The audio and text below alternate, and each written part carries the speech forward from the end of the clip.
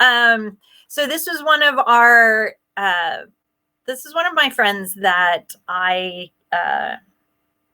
didn't have a time scheduled because I was working on her schedule. But first, I want to thank you for tuning back in to our Giving Tuesday Now live Facebook things. It's been a long day and I'm getting a little tongue tied. So I'm really glad that you tuned back in.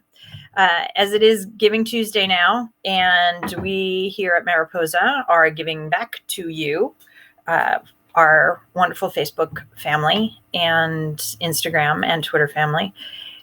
We miss you terribly, and I hope that you miss us a little bit. And even though it is Giving Tuesday, we are giving back to you. But if you wanted to share a little love with us, you can do that on Give Big Pittsburgh and search for us, Mariposa Theater for Young Audiences. You can go to our website, mariposatheater.org. Facebook, which is, you're right here. So you might as well just click that donate button if you can. No pressure, if you can. Otherwise, just enjoy the conversation and what's happening today. And also we have a Venmo, Mariposa TYA. But enough about that, because this is really all about us giving things to you. And part of that is conversation with lots of different performers from all over the world. And one of these performers is my best friend, and her name is Sabra Michelle, and we have known each other for way too long. She is not long enough. Not long enough. Well, it's never long enough. She's currently in Madison, Wisconsin. That is where she lives right now. But very tropical here.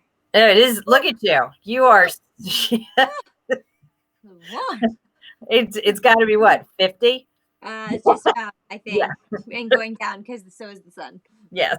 So there we go. It's actually not much warmer here in Pittsburgh right now. So I don't have a fancy hat, and I don't have fancy anything at this point in the day. I think you're very fancy. Thank you. Yeah.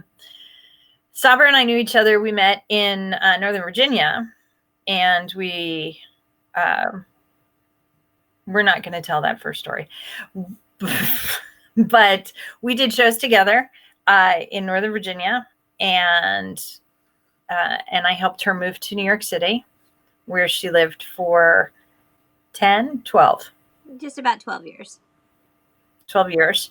And both of us have performed and taught, and she taught with me when I did summer camp. And she's still teaching and still performing. Well, not performing right now. Not this minute, no. No. But I am still teaching. You are still teaching. How is that going with all of this? Actually, here, I'll get a little serious for a second.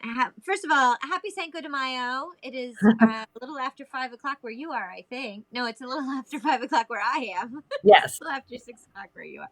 So hold on. Cheers to you. I love you. Hey, thank you. Mm-hmm. I still have water.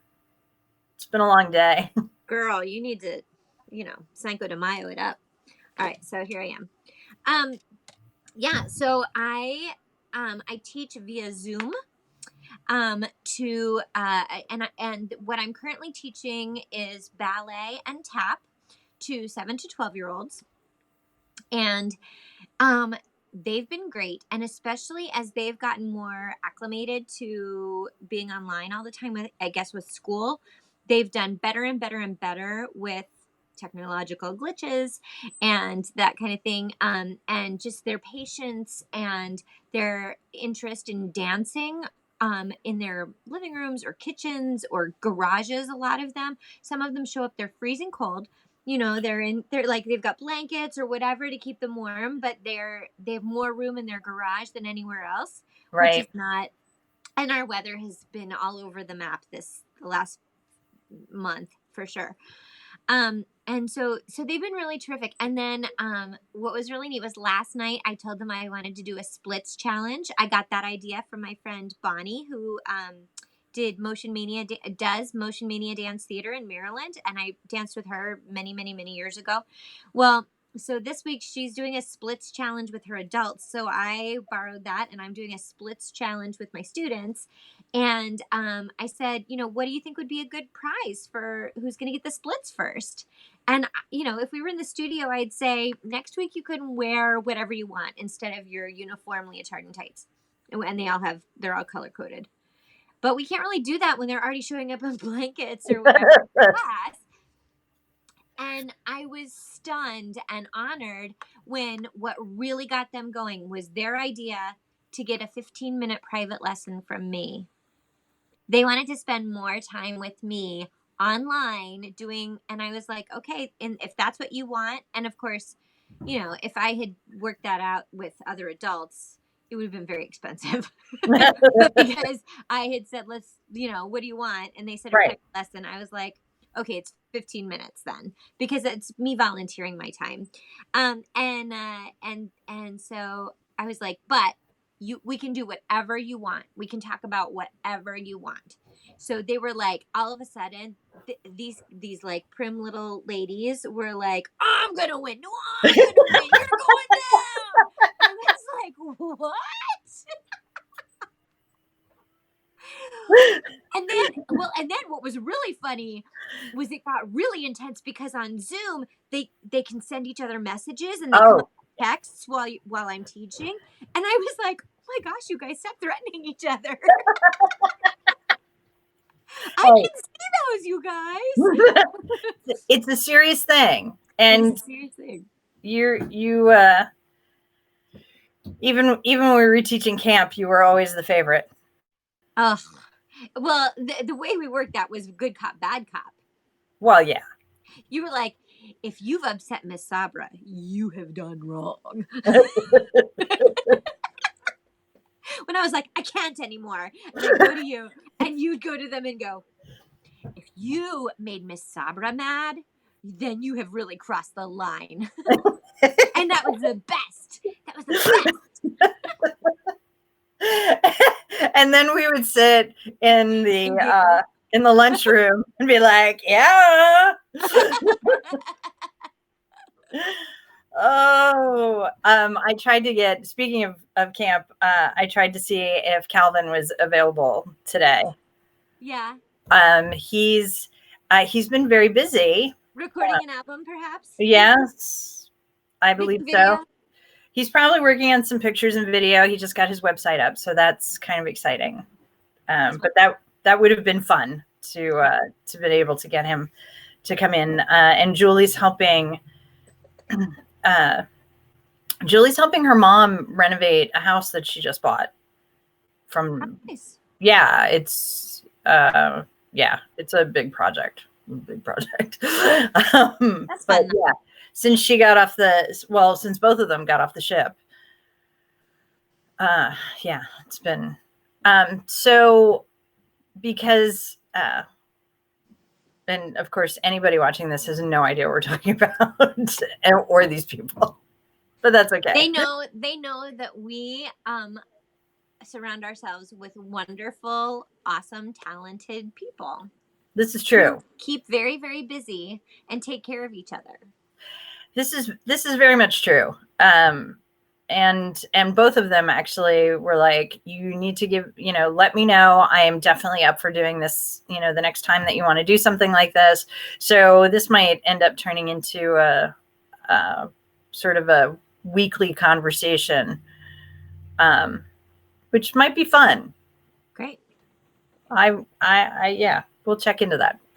But so I know that we were talking before we went live a little bit about what's happening in Wisconsin as it goes to camp and classes moving forward.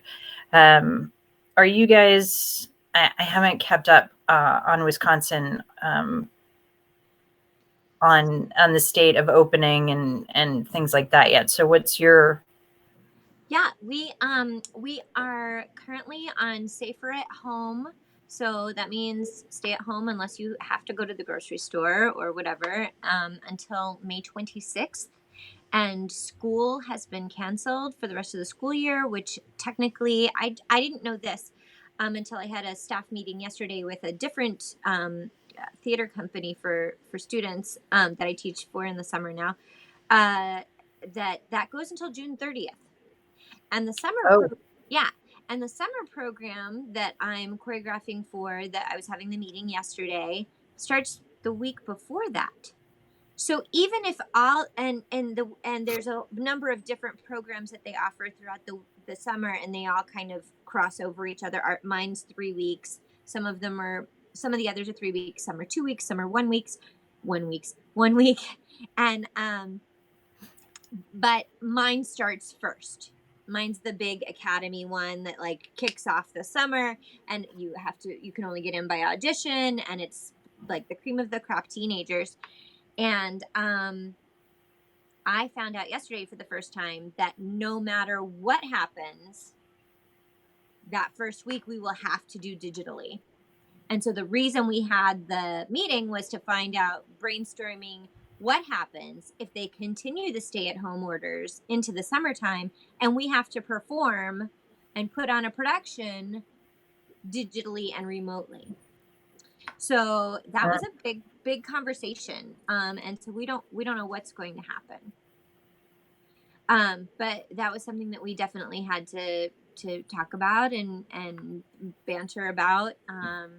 That's very, very forefront right now on how are we going to handle that.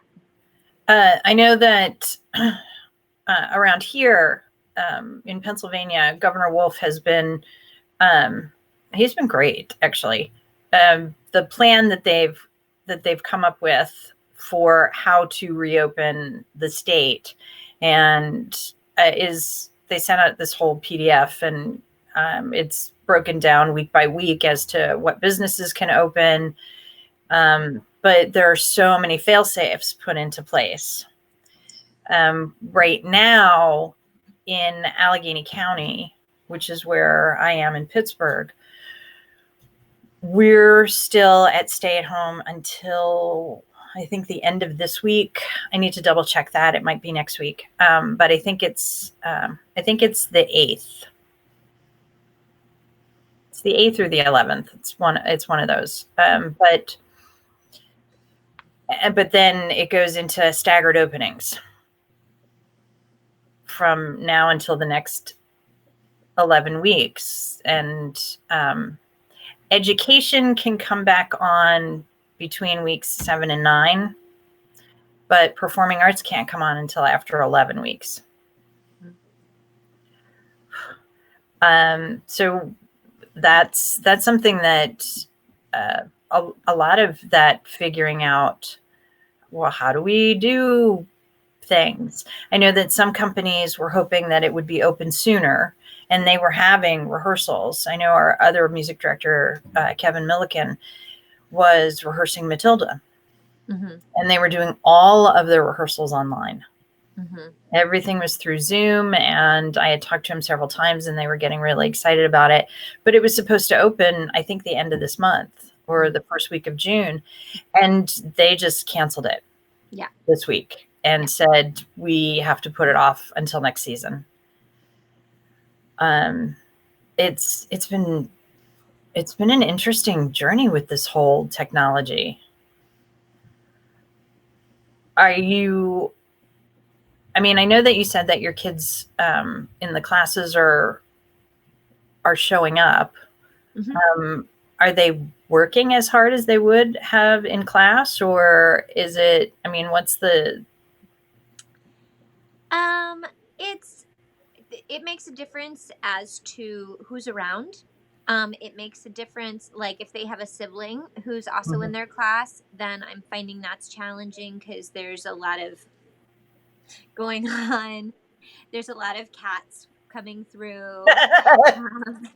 There are I haven't had too many like vacuum cleaners, but I've definitely had parents who come in and I'm not sure what not that I'm worried about being overheard, but I'm just not sure like what part they're walking through on.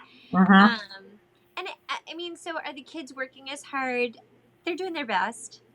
You know, I do see that their technique and their strength has gone way far back. And I give them homework every week, and I ask them every week, did you do your homework? And usually the answer is no. They have not been keeping up. But I think that they're so overwhelmed with so many other things, and they weren't sure if they were going to have a recital. So now we're trying to have a recital. And that's another thing, is that like the way the dance studio is trying to do things with the end of the school year to have their cumulative program performance, and then summer school is a whole different thing that we haven't even hardly touched on. But how are we going to get to this end of the school year is very, very different beast from the theater company, who's great big some who already canceled their whole professional season for performing, but then their educational program that I'm also involved in. So I lost the gig choreographing their main stage because that was supposed to be this month. And then but then I choreographed for the educational department over the summer. And those, you know, they cap out at 40 students per show, but the academy one that I do caps out at 21. So when you're, I mean, those are huge programs. Right. And like another thing that we discussed, sorry, I meandered Mm-hmm. off your original question, but another thing from yesterday was when once we're allowed to teach, because you had talked about how certain things are allowed to open at a certain time, and then later on other things are allowed to open. From what I'm understanding is that here it's not about who but how many. So as we recover, they're saying, okay, so when we do open, we'll open up so that 10 people can be in a room at a time, which means that when we do get to have rehearsal, even after that first week, let's say, I can only see 10 students at a time. So if there are 40 kids in a production, how do you get them to all rehearse? How do you get them to all be on the stage? Mm-hmm. And because, and like, how do you keep 10 people, and then how many people get to watch it? How many get to, so all of those things are things that we're taking into consideration. Well, and then the shows that you do for that group, it's a full on show, right? It's a book Yes. show. Yes. It's the junior script, but yes. Because I know that then if you go to the part of trying to stream that performance, you have to work that out with the licensing house. Yes. Yes. Which And is that's so apparently they've been talking to MTI, which is the licensing house that they use. And apparently MTI is overwhelmed right now with every theater company in the mhm. country. If I don't know how they are internationally, but Music Theater International, I would assume, okay, Yes. in the world, that everybody who needs the rights is now scrambling to figure out how to rework things.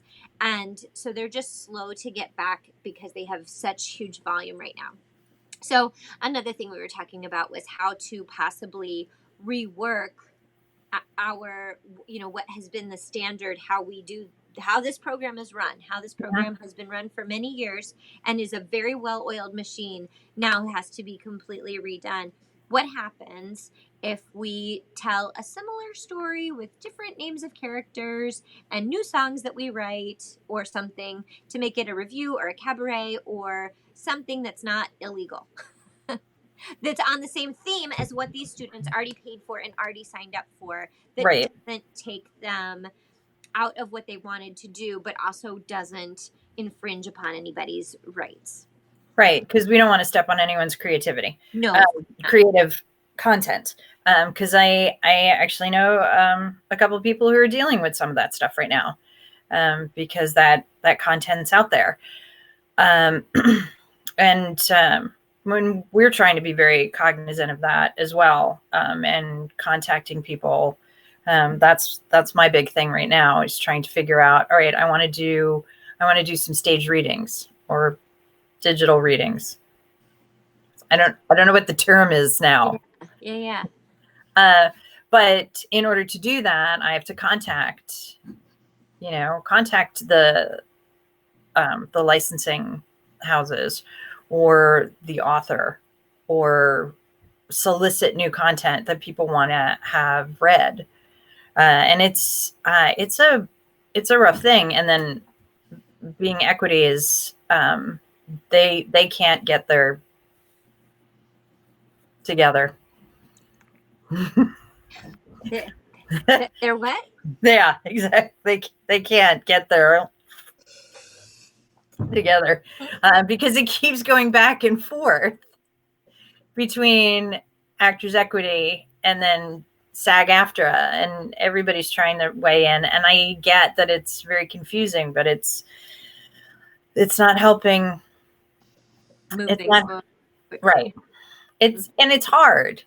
Um, I And yes, psychologically, actors and creatives and theater management, all of these people are suffering terribly, as we know.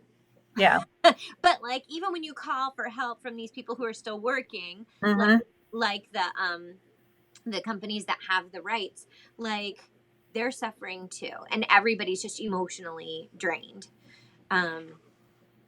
So yeah, just throwing that out there too, that they're also run by humans. Yeah. Well, and that's something that Val and I were talking about earlier. Val Williams, who is the creator for Songs for Young Whippersnappers. So she does a lot of early childhood stuff. And actually, you really need to listen to her music, because you would love it, and probably use it in some of your classes, because it's really good stuff. I'll see if I can get you a video, or a CD. Okay. But we were talking about a little bit about the psychological impact of what's happening on kids. Mm-hmm. And I mean, there's lots of articles and things coming out now about the mental health of our healthcare workers, and all the essential workers that have to be there. But nobody's started talking yet about the mental health problems that we're going to have to deal with the kids, because they don't get it. They don't know. They don't understand what's happening. No. Yep, and they want something stable. I mean, I do check in with my kids every week, my students, and ask them how was their week, what did they do, did they have any questions. Like, I check in with them so much more now than I even did before, and I was always pretty good about just touching base with them, at least Mm-hmm. before I was rather strict in a dance studio setting. Not I didn't have a cane or anything, but like, like they're like, I I as had an that dance teacher. well, no, but I mean, what I've discovered in all of the education that I've been taking on as an educator lately, is they don't like the word discipline anymore. And that really kind of blew my mind, because when I'm talking about discipline, I'm not talking about punishment. I'm talking about a way of keeping yourself on task, of keeping yourself accountable, of moving forward. And I use the word discipline, and a room of adults got silent and a little, like, aghast, I think, at me bringing it up. And it's because I don't really move in those circles of educators. I'm very isolated as an educator. I consider myself more of a teaching artist than an educator, although they definitely crossbreed. Um, but I have been going and taking more training on it, and as a dancer who spends most of my time in the studio and must have some self discipline and demand that of my students, to be in a room of people who are just aghast at that, I was like, how are you sane? How can you Mm-hmm. have sanity without, like, how, because I don't really have, even my students who are easily distracted and very, very tactile, or all of those things, right? They still respond. I still, can communicate with them, and we still respond really well together. And actually, I've seen them excel in this video world that we're living in right now. Oh, that's interesting. Very much surprised me. Yeah. Yeah. Yeah. I would have, well, I guess to a certain extent I can understand that because they are zoned in on their screens. Maybe, yeah. And they learn to focus on the screen at a very early age. So having all the other distractions of real life, yeah, who would have thought this would be a positive? I don't know. I was very impressed with some of my students last night when they, the ones who did the homework versus the ones who didn't was the opposite of what you would normally expect. That's great. And there's this, I know it seemed like I really veered off, but this goes back to like the mental health of all of us and the students. And they do have a lot of questions. They want to know, are we still doing the recital? Are we having a picture day? Do we get our costumes? And usually, like right at the same time they have those questions is when the adults are answering them. But some of them we can't answer. Are we having a recital? We hope so. We don't know. We've changed the date. Can we still organize with the theater to do that? Or will we still be able to have people in the audience? We don't know. We might have to do a virtual one and just videotape to an empty audience and then send it out. We don't know. So, and that's frustrating for the students not to have an actual answer. And of course, it's frustrating for us too. But, that's what it is. It is what it is. It is right now. Yeah. And I hope that it seems like there are a lot of parents who are really frustrated and overwhelmed with having their children at home with them. And I have to I feel very compassionate because I don't have that problem here at all. And I'm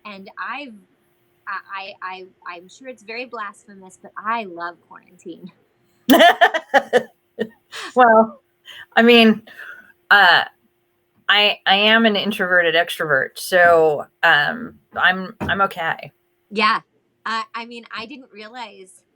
I thought I would really miss all the people, but actually I realized, oh, this is why I don't pick up the phone very often.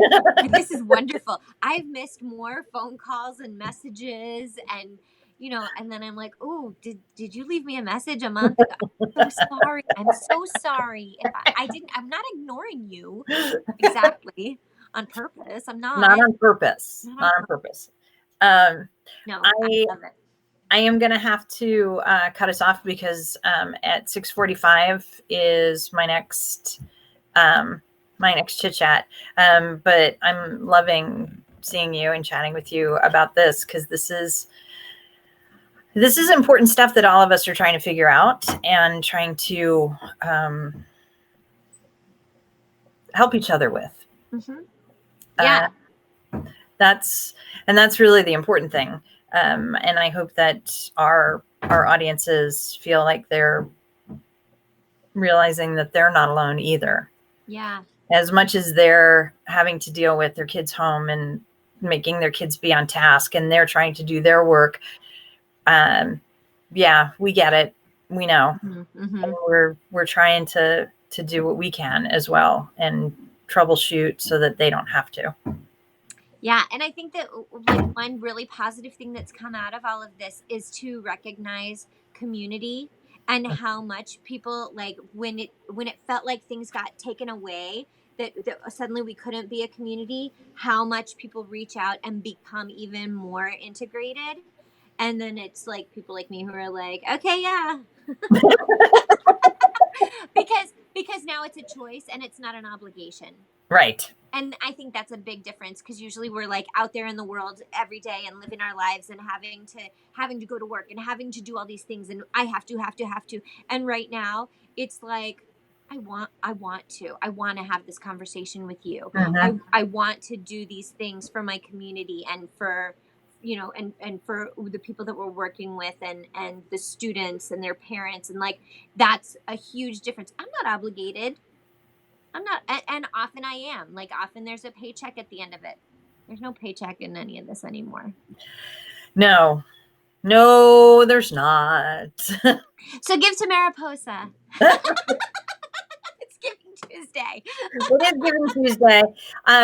And I just before we go, one of the things when I found out that the Giving Tuesday organization was going to do this, and I've said this to a couple of the people before today that have done stuff for me today. I was like, it just seemed a little tone deaf.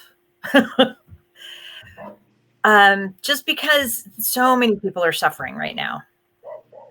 And I thought to myself, well, I can ask people for money, but I don't expect it. And a theater is such a giving place that I wanted to make sure that our audiences knew that we were here giving things to them.